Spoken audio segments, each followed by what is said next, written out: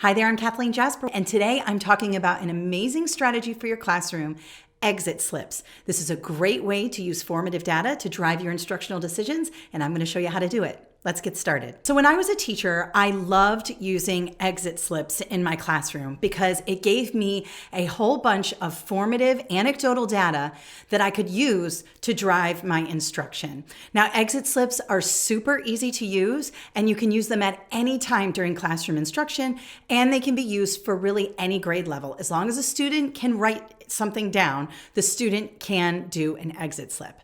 Now, the materials you need for an exit slip is very simple. All you need is a packet of sticky notes.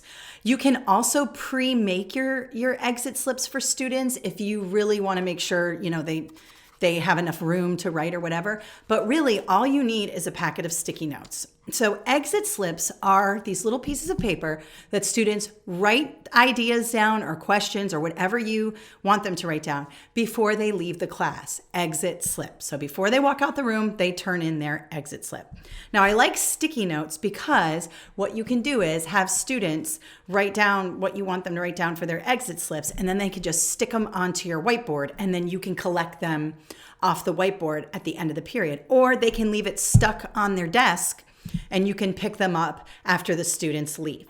So they're really, really good formative data sources. So a couple of ways in which you can do this are, let's say you just did a unit on, let's say you did a science unit and it was pretty complex and you know students are going to have questions about it.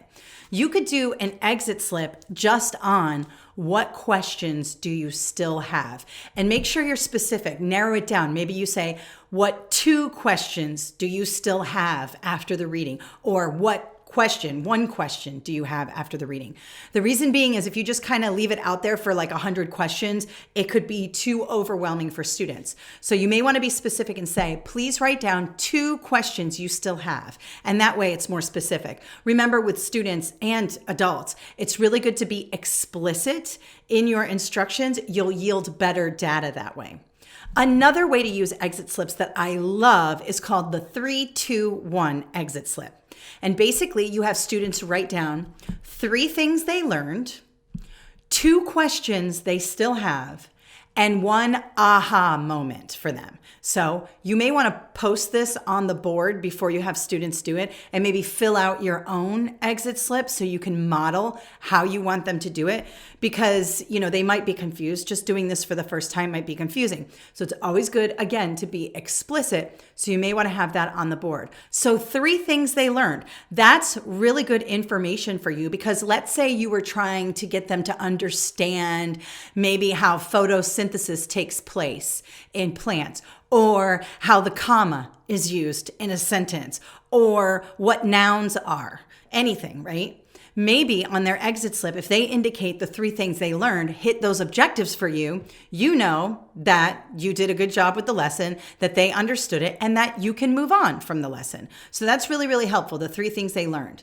The 2 questions they still have is really important information for you, because then if you collect the exit slips and you see that 60% or 70% of your students have the same questions or question or around the same type of things that they're wondering about, then you know how to move forward the next day. You know that you need to go back and revisit this particular area. So I'll give you an example. I was teaching science and I kind of glossed over this part of diffusion, which was really basic compared to what we were going to be talking about further on in the lesson. And I just figured they got it, whatever, it's diffusion, not a big deal. Well, later when I did the exit slips, it turns out they got the more complex concepts because we spent more time on that, but they totally did not understand diffusion when I looked at the exit slips. Almost all of them had the same question.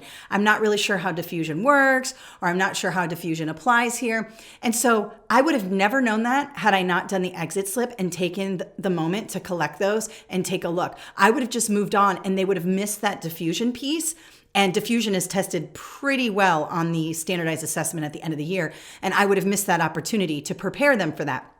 So that's when the exit slips really work well. So those 2 questions are really important. And remember, question generation is really important. It's a high level skill. So as students are formulating their own questions, they're engaging in critical thinking. So you're kind of upping the rigor in your classroom just by giving them a sticky note and asking them to write down 2 questions. And then finally, 1 for the 3, 2, 1 exit slip is the aha. What kind of blew your mind about the lesson? This is always interesting because the aha moments maybe could lead you to another lesson that has to do with that. Maybe students were really interested in 1 or more things that you talked about. Well, that'll help you prepare the next lesson to make sure that you hit those types of things. So that's one type of exit slip, the 3, 2, 1 exit slip. 3 things you learned, 2 questions you still have, and 1 aha moment, okay? Now, that's a lot to put on a sticky note, so you may want to pre-make your exit slips if you prefer. I know a lot of elementary teachers love to make, their exit slips. You may want to do reusable ones where you make exit slips and they're on dry erase. Maybe you laminate them and the students fill them out with dry erase markers. You could also do that and reuse them. You can hand them out at the end. I prefer sticky notes because I was a high school teacher and I'm not into cutting and pasting and all that stuff. So it just, gives students a little chunk of the Post-it note, and they would write down their 3, 2, 1 exit slip. And then as they walked out of the room, they would go by and stick it to the board as they walked out of the room. That's why they call it an exit slip. Now, if you teach high school, you might get an FU on one of these exit slips, and that's okay. It happens. But for the most part, students will engage and really appreciate that you're asking them about their learning. Don't let them walk out of the classroom without getting, some of that information. And that's why it's so important, because it's formative data. This is a formative assessment.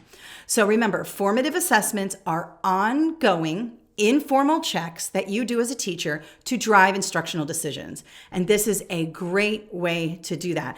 As you collect those Post-it notes off your board or off the desks or wherever you're getting them from, you're collecting data. It's qualitative data, meaning it can't be really quantified in numbers. You're going to have to read each exit slip and kind of triangulate your data and figure out the trends and things like that. But it's super easy.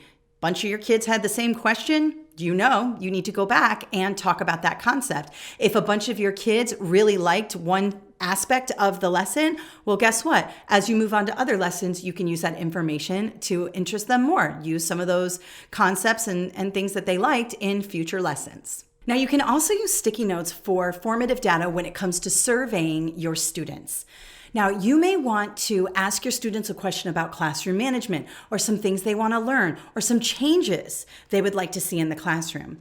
Now, students aren't always going to give up this information by raising their hand, right? Because they don't want to talk about that in front of their peers.